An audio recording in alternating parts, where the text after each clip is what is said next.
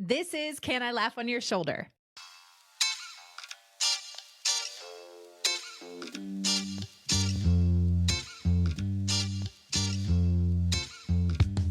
Hey, welcome to Can I Laugh on Your Shoulder?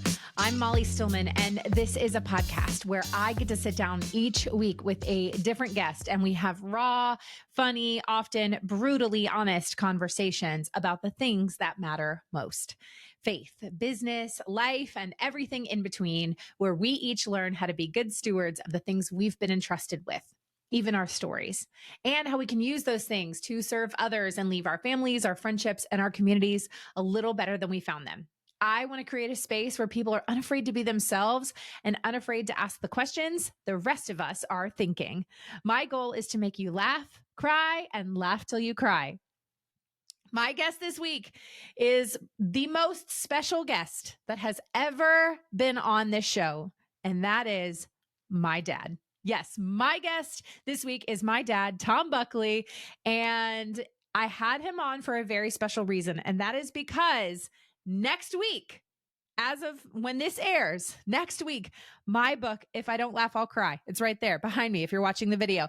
But If I Don't Laugh, I'll Cry, How Death, Debt, and Comedy Led to a Life of Faith, Farming, and Forgetting What I Came into this room for, releases into the world. Yes, my book releases next week, and I wanted to have my dad on because he got to read it, and I wanted to just introduce you to him. But he and I dig into some stories that I talk about in the book, and some stories that aren't talked about in the book. And we really dive deep. We laughed.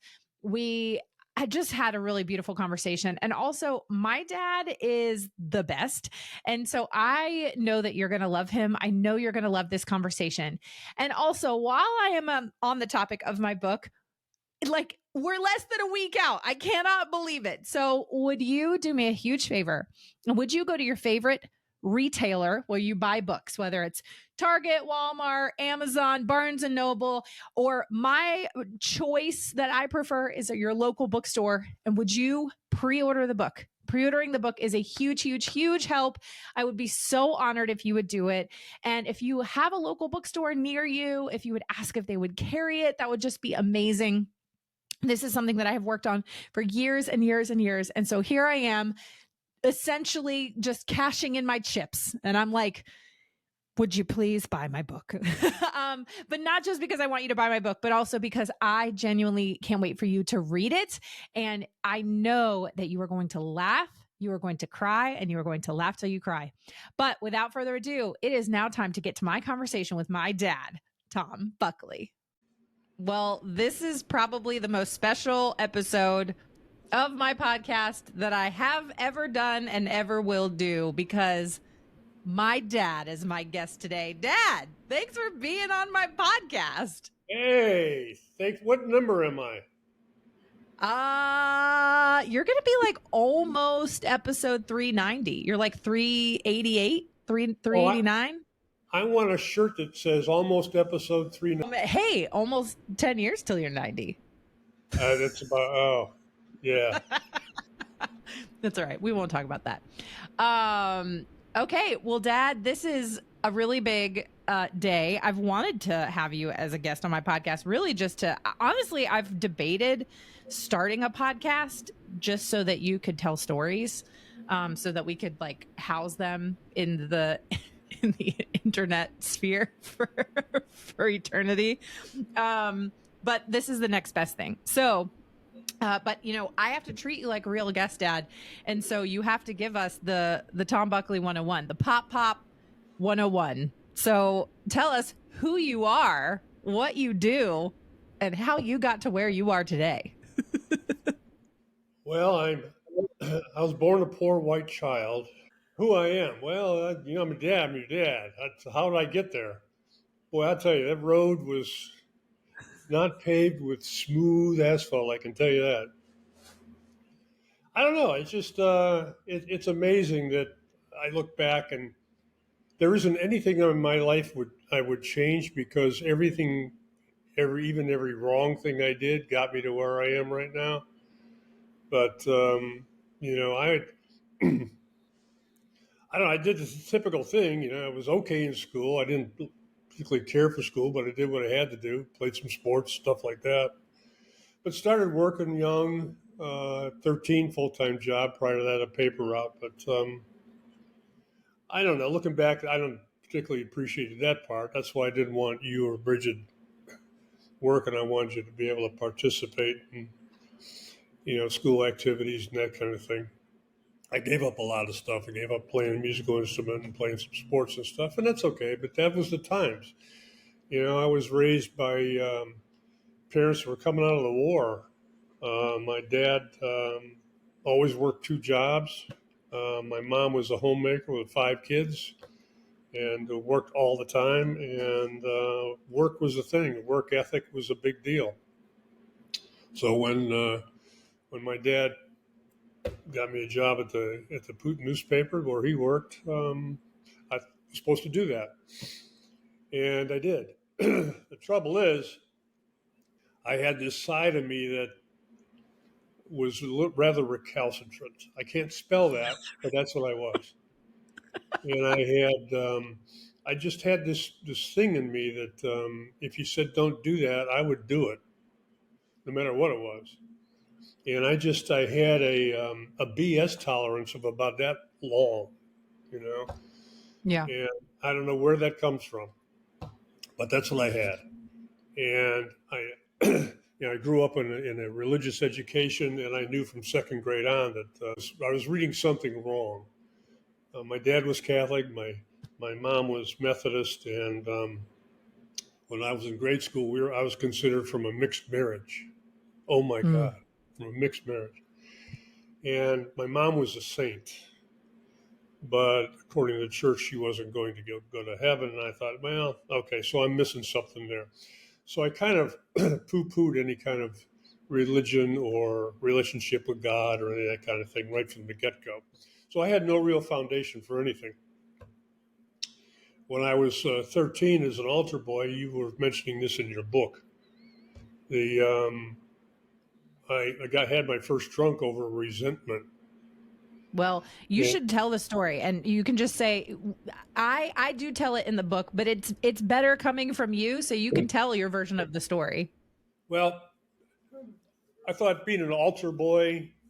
Well, first of all, in 5th grade, I was in choir, and I got kicked out of. I got Sister Mary Jude Thaddeus kicked me out of a choir and said I couldn't sing, and that's really stays with me to this day. I would never karaoke because of what Sister Mary Jude Thaddeus says. Now I'll sing in the shower. The shower loves my voice, but and I'll sing in front of Cindy. But there's no way I'd do karaoke, and I blame that on Sister Mary Jude Thaddeus. She said I couldn't Mm. sing. I probably can't, but I don't know. I never tried because of that. Mm. So that kind of scarred me. Oh my God. Anyway, Yeah. so I thought, well, okay, I'll become an altar boy. And they had this hierarchy of altar boys. You started out as a page, then you became, I don't know, something else, then a knight, and then anyway, when you got to the top, I forgot what the head altar boy thing was. I don't know, King Arthur or some friggin' thing. But I was at the top in 8th grade. Richard Meshaga and we were the top 2 altar boys. So we got to do the good stuff. We got to serve the weddings and the funerals and the high masses and, do all the fancy stuff with the Monsignor and do all that kind of stuff. So that was kind of cool. But anyway, this one time we were pulled out of class in 8th grade to serve what I believe in memory is an actual funeral because weddings weren't held during the week. And after the service, we were in the sacristy cleaning up, and the gentleman from the congregation came in and gave us each $10. This was like gold. I mean, I'm Yeah. having a paper route where I'm making 2 cents a paper, so $10 was a lot of money, and Yeah. we were thrilled. Well, as we're cleaning up, Sister Mary Virginette, and that's a real name, by the way. She was a tiny little virgin. Sister Mary Virginette came in. She was also my 7th grade teacher when I was in 7th grade, but she was the 7th grade teacher. She also in charge of the altar boys, and she came in to see that we were doing our job, to check on us, and we said, "Hey, sister, guess what? We each got $10 from a man in the congregation for serving this mass. Isn't that awesome? She said, yeah. And she took the $10 each from us. We're dumbfounded. She came back a little while later and gave us each $1. Well, when she left, I turned to Richard and I said, no, this isn't going to fly. This is just wrong. This is just plain wrong. Yeah. So here's what we're going to do. Monsignor has a brand new bottle. Monsignor Ferrari, had his own special wine. I don't know what it was, but it was his wine. It was only used for his masses. And he had a brand new bottle unopened. And there was a cookie tin full of unblessed hosts. I said, we're going to have a wine and eat some hosts to celebrate what we did, and the heck with Miss Sister Mary Virginette. Well, we wound up killing that whole bottle of wine and eating those hosts. And by the time we got back to class early afternoon, we were hammered. Richard and I we're 13 years old. We're buzzed. We are toast. And we're in the back of the room cutting up, giggling, making cracks. And Sister Mary Georgine, who was a teacher, was sitting up at her desk with her cane. She was sitting down. She couldn't stand up. I think she was 180 years old. And she would tap on the floor and bang it and call us wiseacres and things like that. Well, needless to say, I got in a little bit of trouble for that. But it was worth it. That's the thing that looking back, that was somewhere in my psyche that didn't make any sense. The punishment I got from that was totally worth the experience. Totally worth it. So I had my first drunk.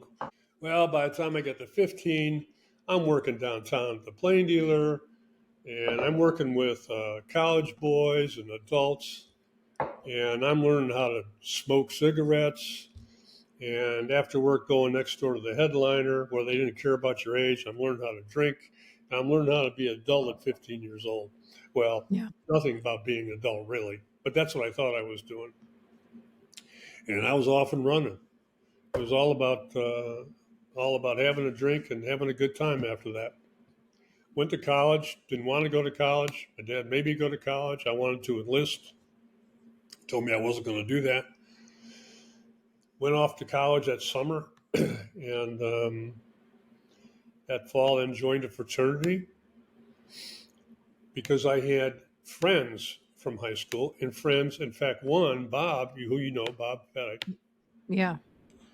He was, I was altar boys with him. Yeah. I'll tell you a Bob Fettick story with that. We, when I left 8th grade, I went to public high school, partly because of the punishment that I received from the drink. But anyway, I went to high school because I lived right behind the Brush High School, but I continued to serve. But I served the 6 o'clock morning Sunday mass by myself in the basement. They ran 2 masses, one upstairs, one downstairs, in downstairs chapel.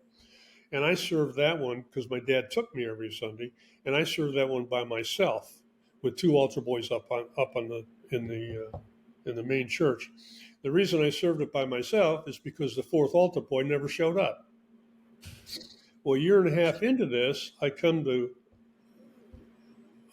mass one day, and I'm met by a different nun. It wasn't Sister Mary Virginette, then I forgot who it was, to be honest with you, but told me I was no longer an altar boy. I was kicked off altar boys. I'm with my dad. And I said, why? Well, you haven't been showing up. I said, what are you talking about? My dad's bringing me. I'm serving this mass by myself because this other, whoever that is supposed to be there, isn't there. No, you're not showing up, you're out. Well, my dad, he went to the Holy Name Society. He went to everybody. Never got me back on being an altar boy. That further soured my opinion of things. Well, the boy that never showed up was Bob Fettick. And of course, we were classmates at St. Gregory. We were classmates in Brush High School. Well, guess whose fraternity I joined?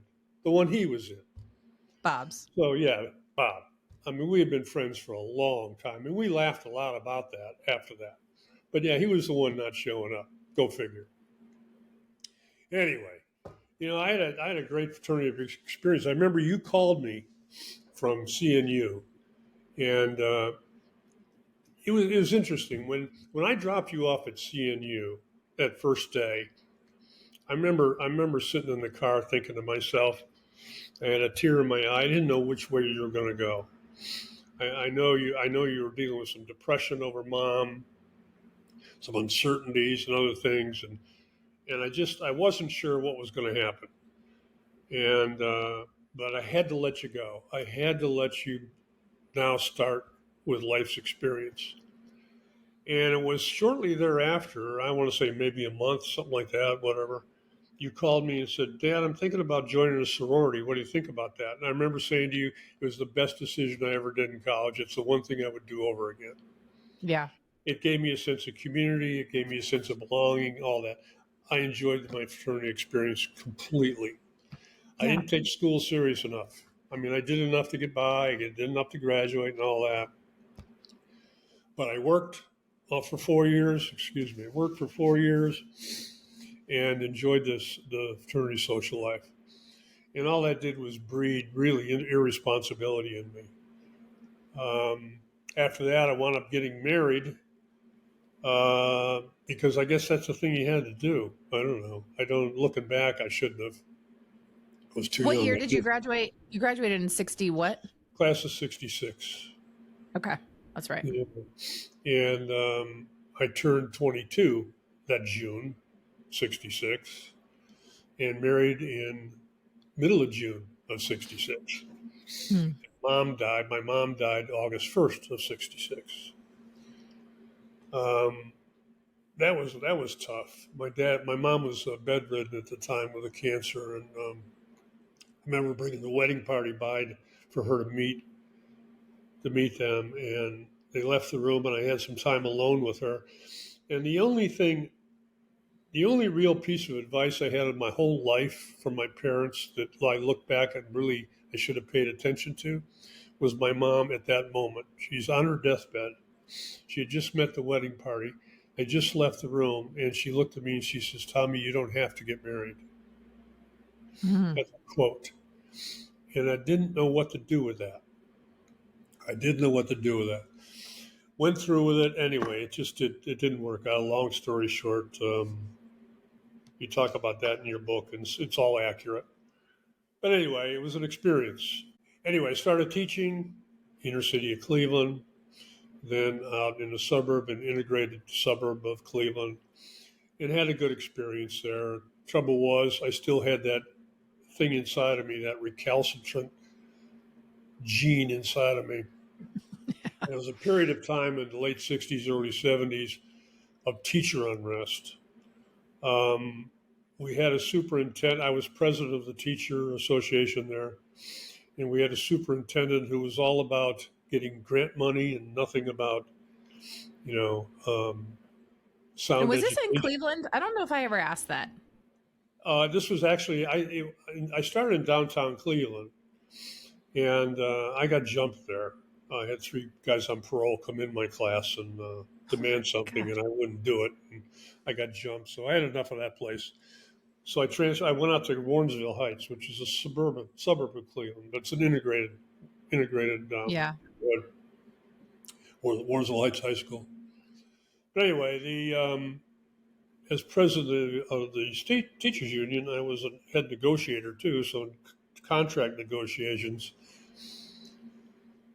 our agendas, the main items on our agenda were curriculum related. We wanted teacher voices in curriculum development, things like that. And he was all about getting grants for stuff that didn't mean anything. One of which was a humanities grant, where you would teach English and social studies and history all under one umbrella. So I'm teaching classes of all boys who can't fill out a job application. I'm getting called in front of the Yeah. school board for teaching grammar by using diagrams on the sentence on the blackboard because these kids they didn't have any of those skills, and to run by them intricate poetry and analysis of history and things like that was far beyond their capability. Not to put them down, but they just weren't able to do that at that point. They needed development. So we butted heads big time. Butted heads so much that in my final year there, I had somebody in my class monitoring my class every day, every class.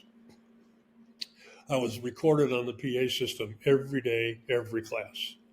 It got to be pretty tense. And come the end of the year, when they renewed contracts, they didn't renew mine.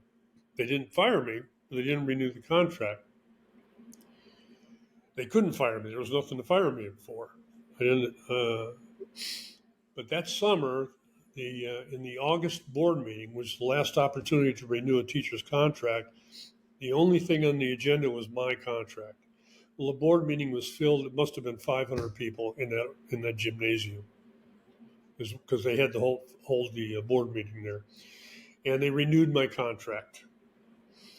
There had been a lot of protests on both sides leading up to this. It was a really tumultuous period. But anyway, they renewed my contract, but then they assigned me to the junior high, teaching a course that I wasn't certified to teach, with a full load with only a 20-minute lunch break. Well, I saw the handwriting on the wall after the year I'd just been through. So I resigned, and I took a job in the private sector. I was offered a couple of jobs that I turned down, but anyway, it's beside the point. And from there, I married your sister's mom because we were teachers together. She was secretary of the union. We became good drinking buddies, and she got pregnant. So I married her, and that's a fact. Looking back, I'm glad it happened because I've got Bridget, your sister. She's the best. It was tough though because we weren't meant for each other, Yeah. and it was a lot of years of fighting and just bad vibes in the house. And there came a time where she just said, "You got to leave," and I did. And I really thought about that because, well, maybe I'll try to work this thing out. But my drinking got bad, and I wasn't present most of the time. And I thought, if I stay, it's not going to be good for Bridget because the environment was just too awful. So I left, and that just put me homeless for a year. I didn't know where I was going to go. I had a trash bag full of stuff, and just bounced around, slept where I could, did what I had to do to survive. Not a lot of things I'm proud of, and didn't know how that was going to change. Didn't know how one day was going to be different than the day before. Each day began with a full of resentment and regret, and ended with a feeling of impending doom. And every day was like that. Didn't know how to get out of it. And And one you were day, sleeping in your car and on park benches and yeah, yeah, and it gets cold. yeah. It gets cold. Remember having dirty clothes as a pillow. I had this car, if you want to call it that. It was a '72 Gremlin. A Gremlin was a good name for it. It was like a baby poop green, full of windows, and had one seat, a driver's seat. That was it. 4 bald tires. But I had plenty of room to stretch out in the back. Anyway, then a change came in my life. I got a couple of bucks together. I got a motel room in Richmond, and for some reason, I decided I'm going to call Bridget's mom and see if I can see Bridget. Now, she hadn't seen me in a year. Nobody knew where I was. My family didn't know where I was, what was going on, nothing like that. I'd been up to Ohio for my dad's retirement because my sister sent me some airline tickets. But for that brief stint, which involved a lot of drinking, that was about it. Nobody really knew what was going on with me. Anyway, for some reason, Bridget's mom said I could come get her, and I drove up and I got her. And first stop we made was the American Legion Hall because I could buy cheap beer and she could put nickels in the pinball machine, and I could spend quality time with her. And then the next thing I knew was 3 o'clock in the morning. I'm coming to in this motel room. She's laying next to me. I had no idea how I had no recollection of making that 100-mile trip back to the motel. And I'm screaming to God, help me. I'm Mm. screaming, God, please take this from me. I can't do this anymore. And I got snot coming out of my nose and I'm crying and I'm scared as hell. And that was the miracle. That's the moment that I had a spiritual experience. That's the moment God entered into my life for real this time. And I began to develop a relationship with him. And I had in my wallet at the time, which I'm surprised I even had a wallet, I had a business card of a ASAP Council, that's Alcohol Safety Action Program of City of Alexandria. Her name was Norma Leeward. And I had her card and it said something about alcohol on it. And I thought, well, maybe she knows what to do next. I had no idea what to do next. At 3 o'clock in the morning was a Sunday. I spent all day standing in the pool while Bridget played in the pool because I was shaken going through withdrawals. And I took her back home the next day and then went to see this Norma Leeward. And I walked in the office and I said to the lady, I said, I want to see Miss Leeward. He said, what is your name? I said, Tom Buckley. And I heard a voice from the back office yelling, oh my God, where have you been?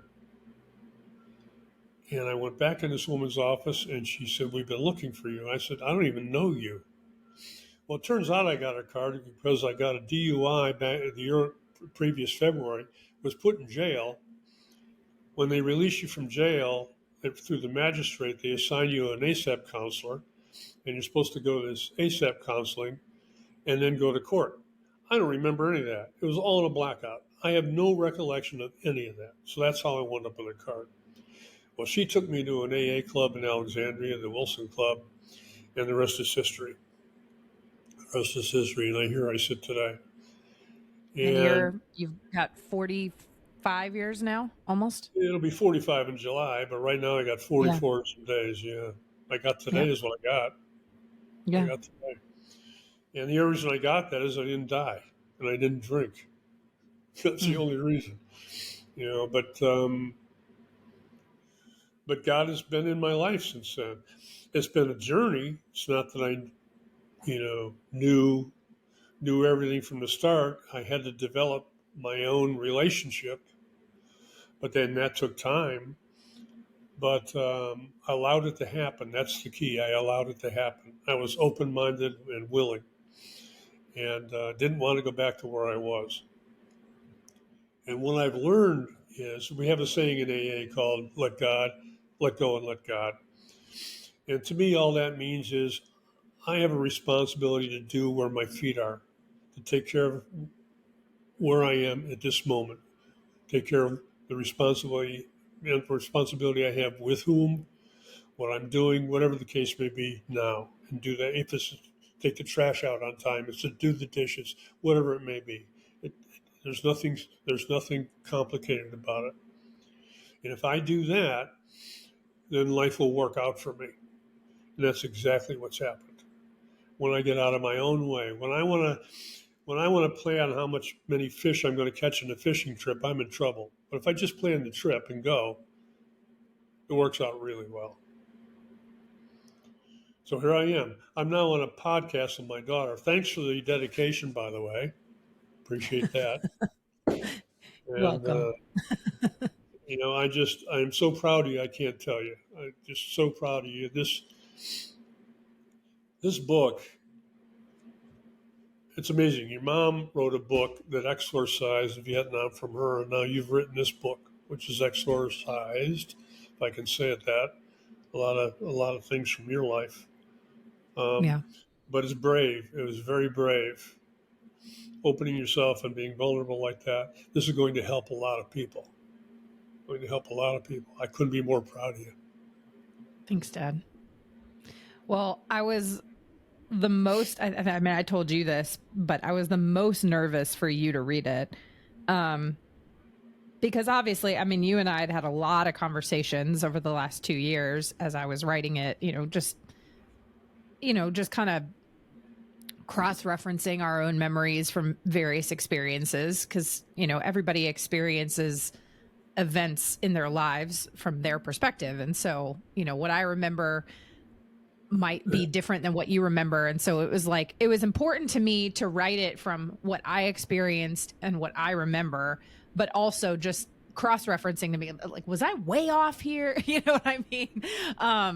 But then I also was fully aware that there was a lot in the book that I wrote and shared that I hadn't necessarily had conversations with you about.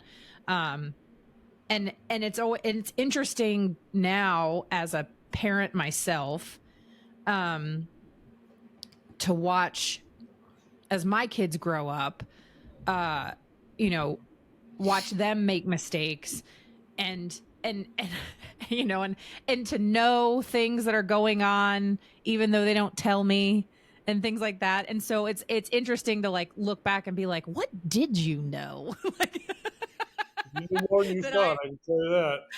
I know, but it's, when you're a kid and you think that like, oh, like my parents don't know, my parents have no idea. And then you look back and you're like, oh, they probably had a whole lot more of an idea than I think they did.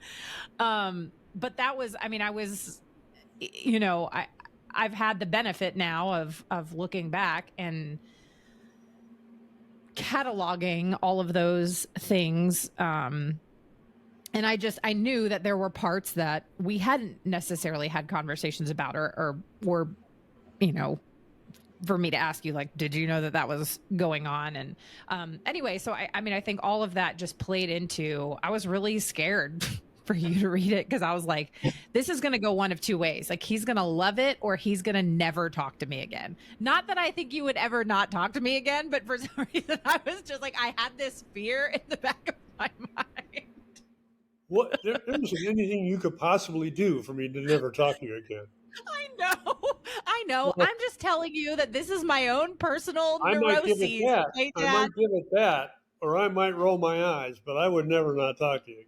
No, I know, but it was my own, like, is he going to be mad at me? Like, I don't know. It's the typical father-child thing where you're just like, did I do this wrong? Like, I'm afraid I'm still getting in trouble at 38.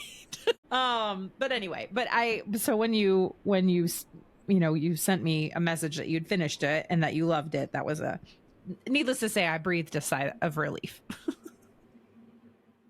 Well, it was it was a quick read for me. I couldn't put it Yeah. down, but it was a hard read. I had to take a couple of tear breaks, to be honest with you, reliving some of that stuff.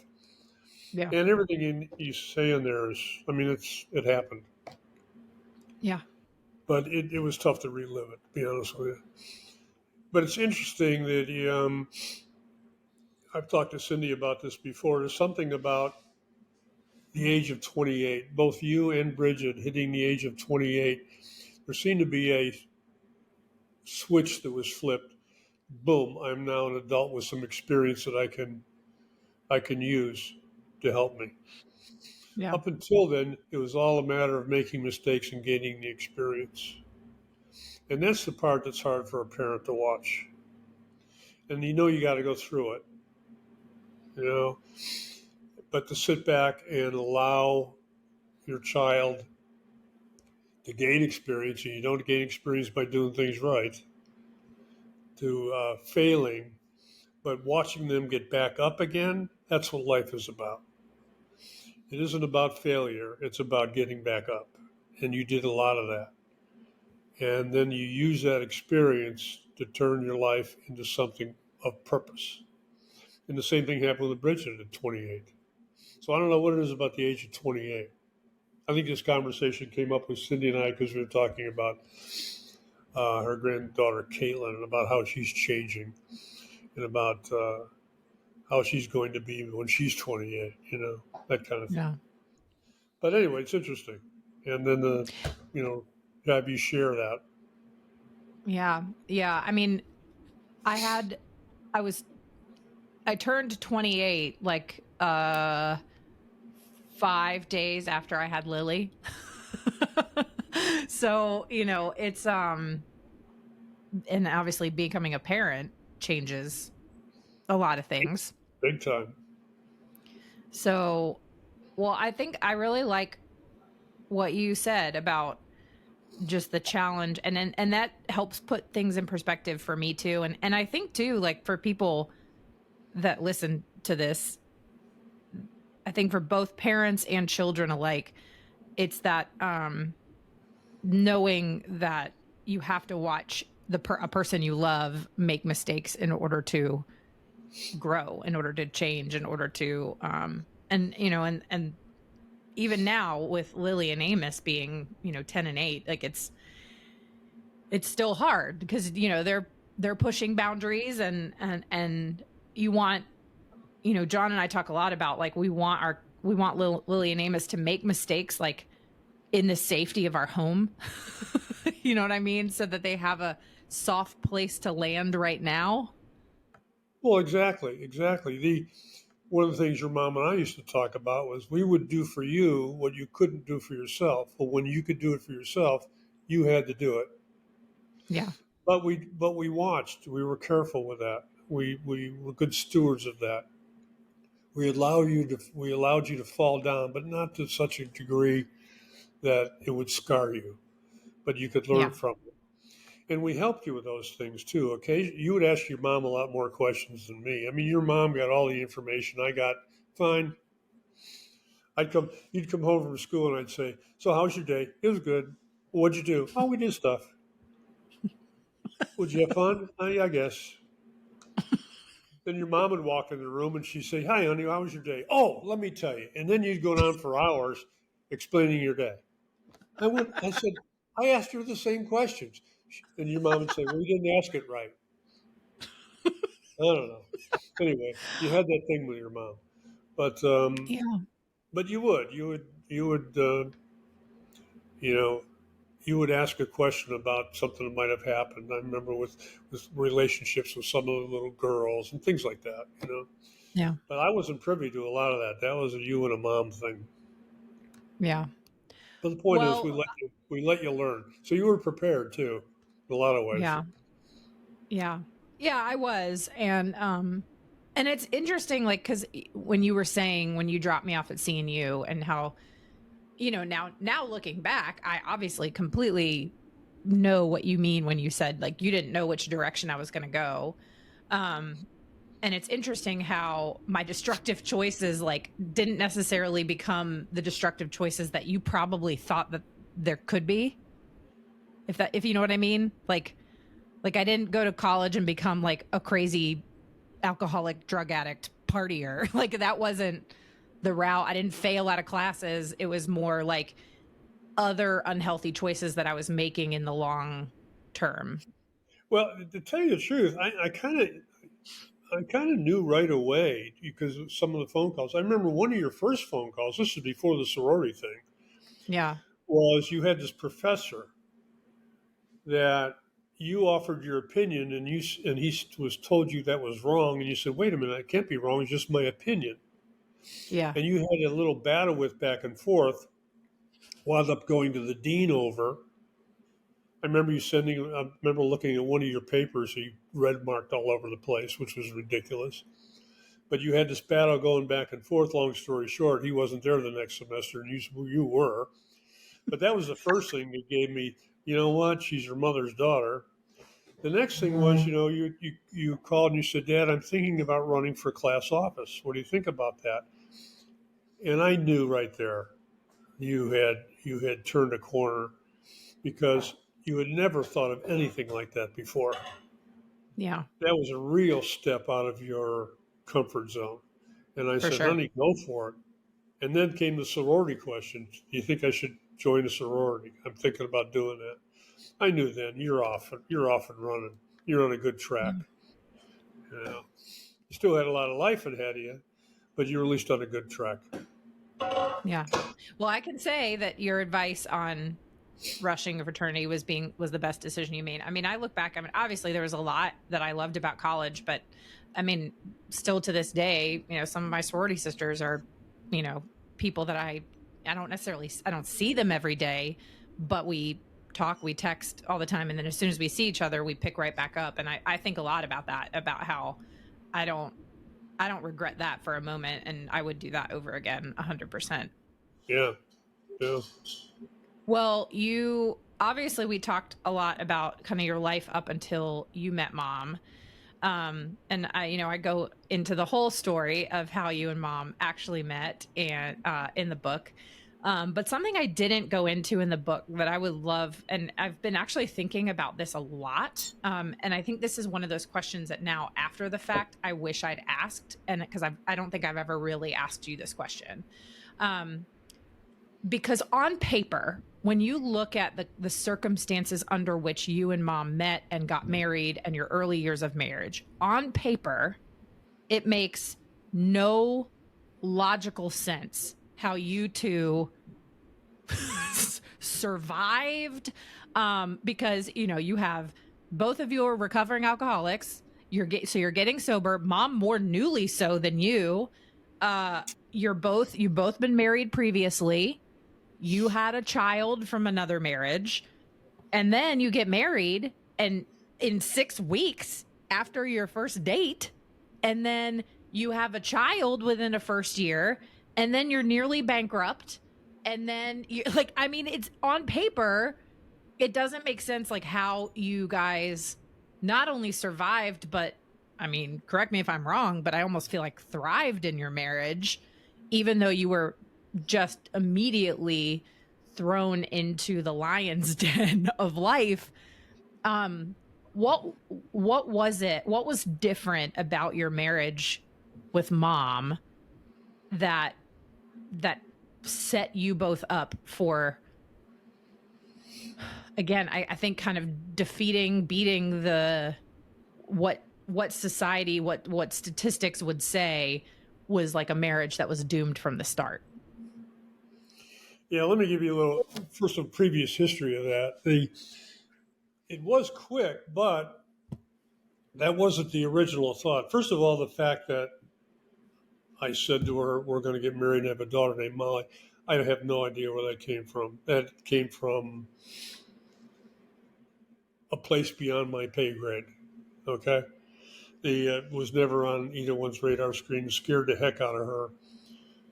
But when we knew that we were going to get married, we had planned about a year later, and then something came up. I think maybe with her parents, they were going to be somewhere else.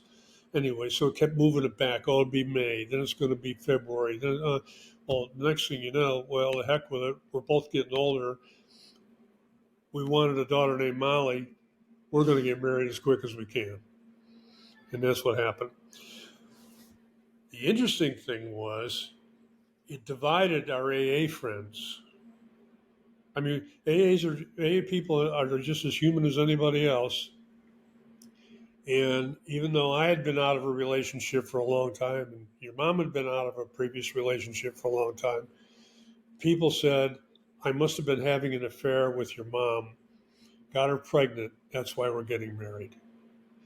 So we had people on one side who didn't buy any of that, and people on the other side who completely bought that, who didn't even talk to us, who actually shunned us. And what was funny about that is we never reacted to it. We thought, well, okay, they're going to turn their nose up at us, and that's just what they're going to do. We knew it wasn't true, and so it didn't matter to us. The funny thing about it was the following, let me think, it was the following May. I was chairman of a speaker meeting, and so I go, and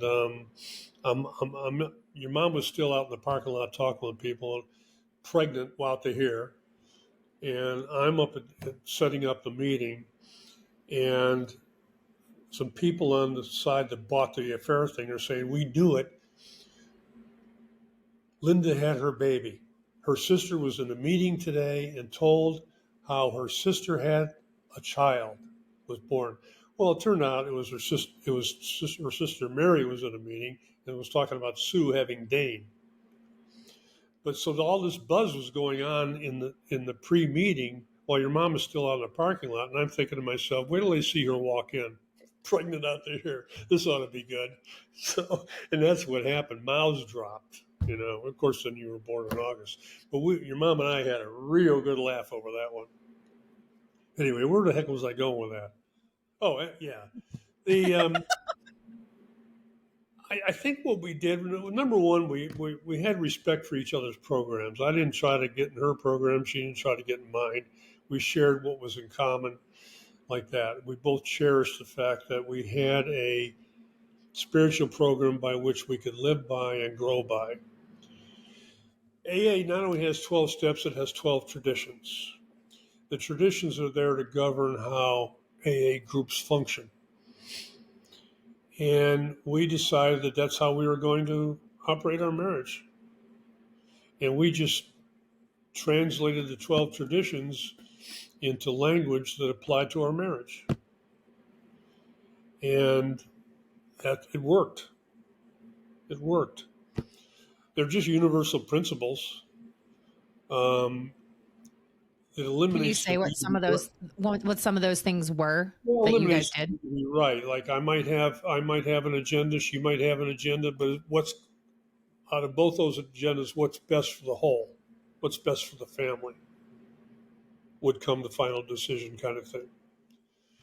There was nothing about each person within the family was autonomous, yet each function of the family member was to operate for the good of the whole.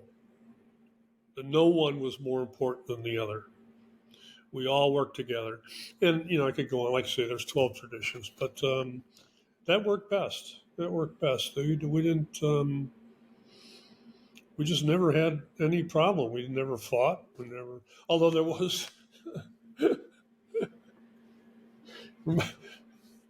Your mom played golf. You know how she Oh, got I into do. that?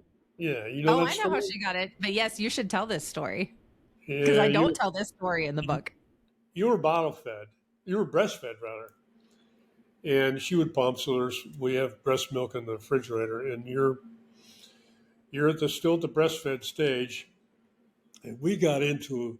Now we're not married that long. I mean, we're married that long, but you hadn't been around that long, and we got into a political argument. And I said something really stupid, like, "You don't know what you're talking about." For people that Well, don't know, my parents were on opposite ends of the political spectrum. Let's just say yeah, that. absolutely. And you just don't say that to Linda Vanderman or Buckley. Okay. So that's what I said. And she said, "Really?"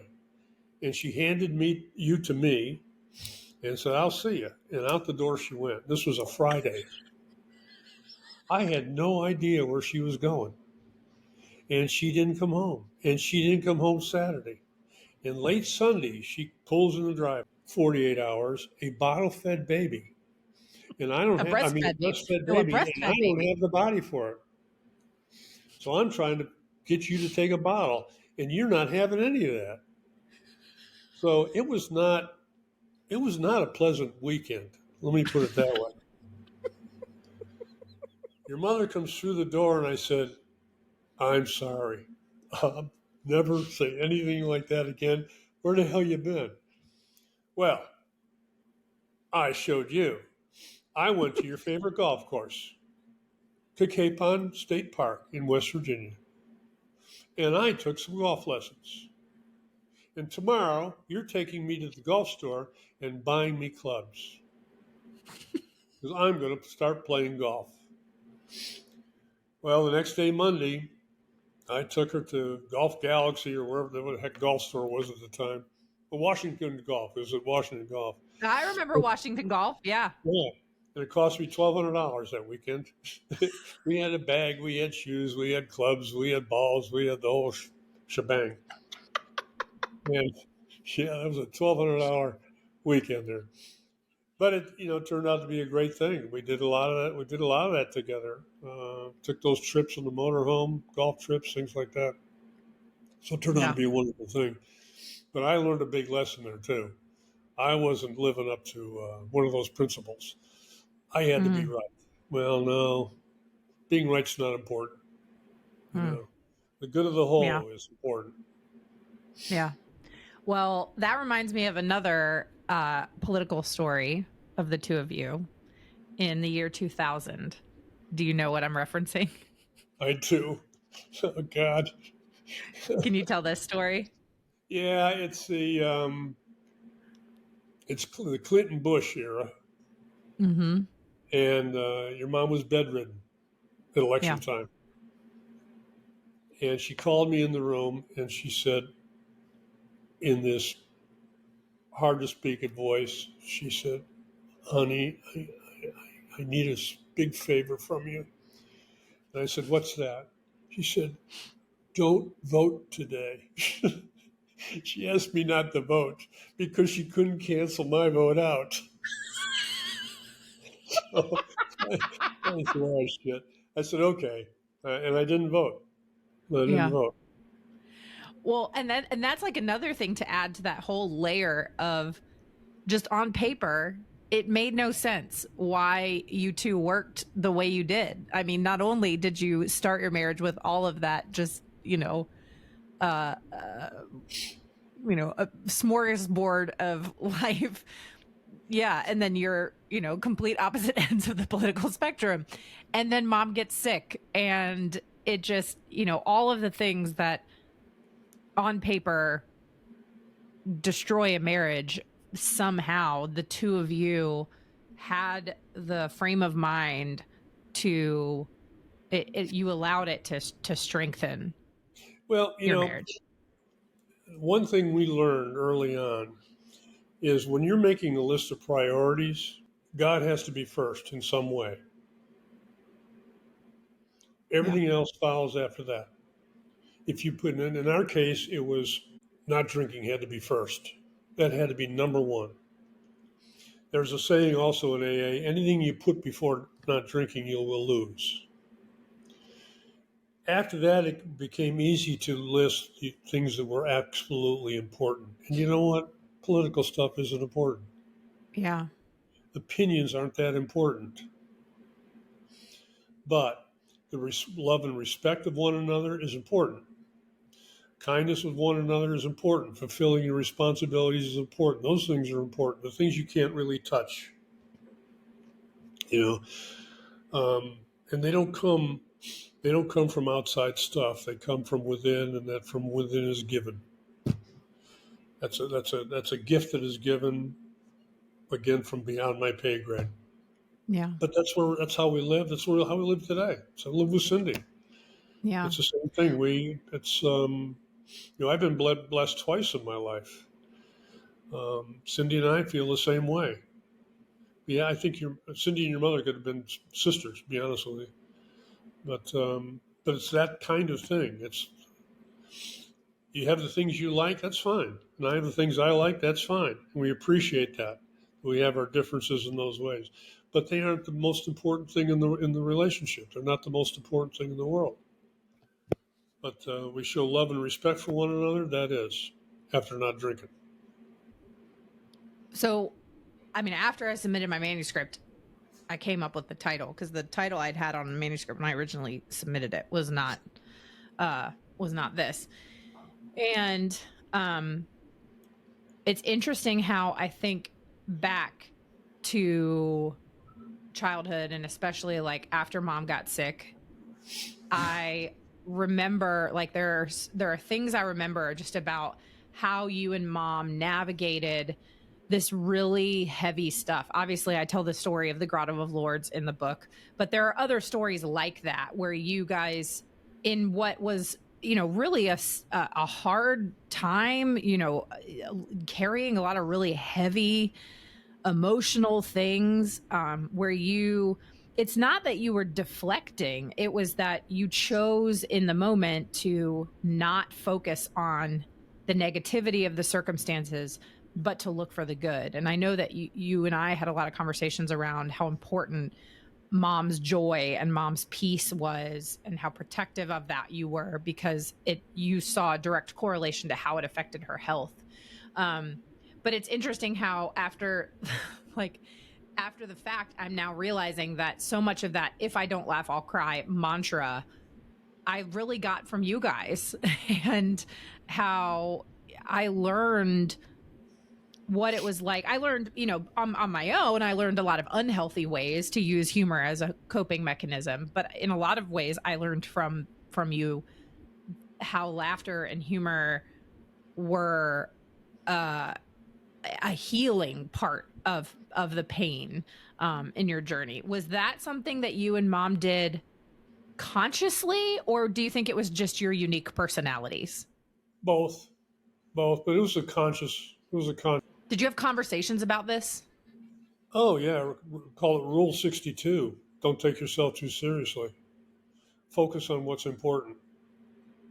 And there's another saying we have in AA. You want to see who the winners are. Follow the laughter. It's one of those things you learn. You don't regret the past, but you learn from it and appreciate what it did in terms of bringing you to wherever you are in life. So a lot of that negative baggage is shed. And if you don't take, it's not that you don't take other things serious. There are things in life that certainly need to be taken seriously. But if you take yourself too seriously, you just lose sight of all the things that really are important. I know that sounds like repetitive, but that's a fact. It just is. And I'm not that important. I'm nothing special. I'm a human being, just like any other human being, is trying to do the best they can. And when I keep myself in that perspective, I stay right sized and everything else around me seems to work okay. If I get out of that, that I'm something more than I am, that I'm some sort of worth some sort of, you know, serious take. Well, no, that's not going to lead me anywhere positive. And when you're dealing with stuff like a serious illness or serious loss, you've got to find some humor in it, or you can't get through it. You'll end up biting the bullet or something. It's not worth it because you've got to in the getting through it stage, you gain experience and knowledge that you can use to get out of it. You can find places for help and guidance that will work.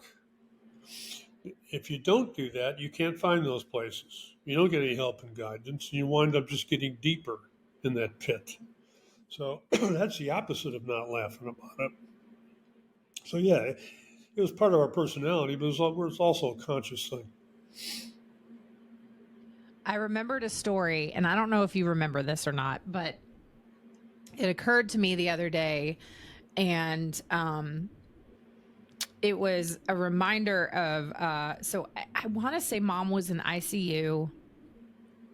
She's hooked up to a bunch of machines, a bunch of tubes. Like we're in the hospital room with her, and it's just a somber, like everybody's just kind of sad and somber. And I remember the nurse had come in to change her IV bag. And I don't know if you were sitting next to her at the end of the bed or whatever, but I'm sitting there, I'm holding her hand. The nurse comes in, she changes the IV bag, and the second she unplugs it, mom does the fish face inspired by the little girl in Airplane when the nurse like knocks the IV bag loose. Yeah. in that scene in the movie Airplane. Do you remember what I'm talking about? Do you remember this story? I do, yeah. Yeah. And mom's like laying there in the bed in ICU. She's doing the like pretending she's going, yeah. And like the nurse is immediately almost like horrified, and we all just like bust out laughing. And I remember like it took the temperature of the room from, it cooled everybody off. And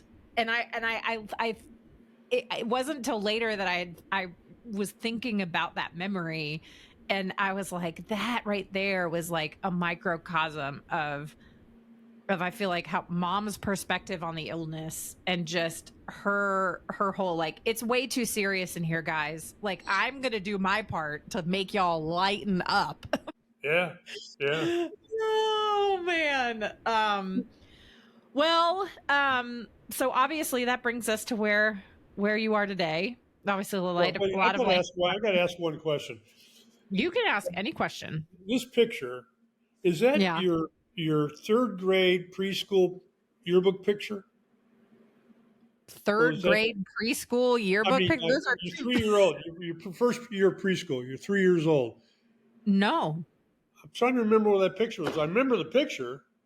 Yeah, no, the picture on the front, it was so it was in a frame on mom's Yeah. dresser for a Oh long time. yeah. I'm Yeah. probably only like I'm like 3 or 4 in it. Well, yeah. I thought you were 3, and that was like a preschool photo No. op or something. No. It was No, just like because I have the original, and the original just like is like, a standard 4x6, and it was in a frame, and it just says like unserious Molly or something like that on the back. And I mean, it's just like there's no like, when was this? What was the context? I don't know if it was like mom wanted to take a picture of me and I was just like, hard pass. So I'm going to make this face. But I know that the face, I'm not making it consciously. It's just like she clearly wanted to take a picture of me and I was not having it. But what I no. love about it so much is you don't know, you can't tell, like, am I about to bust out laughing? Am I about to start crying? Am I really mad? It's anything is possible. Yeah, I thought you had gas. Oh my gosh. Well, is there anything? Okay. Well, I guess there was one other thing I was going to say. Is there any question or anything in the book that, I don't know, that you have a question about, that surprised you, that, I don't know, anything you want to share or ask? No, nothing surprised me. I was very happy for you on a couple of things. The gals at the bank that helped you, things like Mm-hmm. that. The your meeting John and all that stuff. I was privy to. I was in Northern Virginia when he proposed, but I listened on the radio because he gave me a heads up. I mean, all that stuff was. It was no, nothing surprised me. Nothing surprised me. Yeah. I'm just proud of how you let life experience give you life. If that makes any sense. Yeah. Thanks, Dad. Did you have a favorite part? A part that made you laugh out loud? What was there any chapters that Well, made you laugh? the Lord's chapter, of course. Yeah. That was a trip. I mean, that I'll always laugh at that one. Yeah. So that was probably the best. Yeah, it's a fun one. It's a pretty classic Yeah, memory. yeah. um well, so obviously a lot of life has happened. And you've mentioned her, but you do have another love of your life in Cindy, and now you're living the retired life. And as we conclude here, now that you are approaching 80 years old, I am Couple excited for you. I think 80 couple is of months. awesome. So as you look back on your life, and especially as you approach a milestone birthday, what advice do you have for the people listening who are not about to turn 80 years old? What's some of the like best life advice you've learned over the years that like you're like in wisdom you would like to impart? 2 words: slow down. Life happens fast enough. Slow down. Appreciate what you have in the moment. Is there anything that I mean, I know I love what you said about you don't regret anything because everything that you did, even the hard stuff, has led you to where you are now. But is there anything in particular where you wish you'd slowed down a little bit more? Oh gosh, yes. Time with my parents.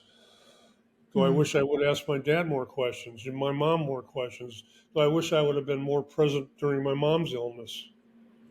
yeah.